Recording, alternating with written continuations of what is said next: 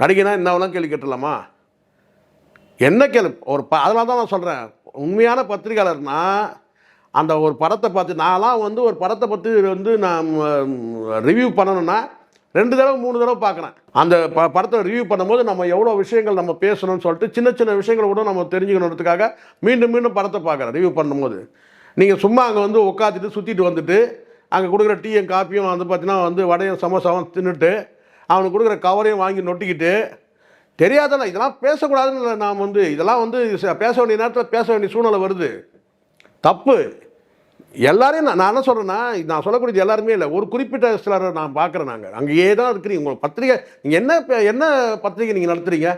ஆனால் அங்கேயும் விஷயம் தெரியாமல் 500 பேர் வந்து ஷூட்டிங் எடுக்கிறீங்க. நான் பார்க்குறேன் ஒரு படத்தை வந்து பார்க்குறேன் நான், 500 பேர் ஷூட் பண்ணுறீங்க கேமரா வந்துட்டு.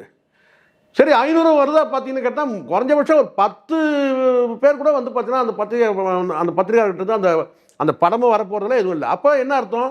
முழுக்க முழுக்க அங்கே சினிமா ப்ரொடியூசர் கொடுக்குற அந்த கவருக்காக நீங்கள் வரீங்க.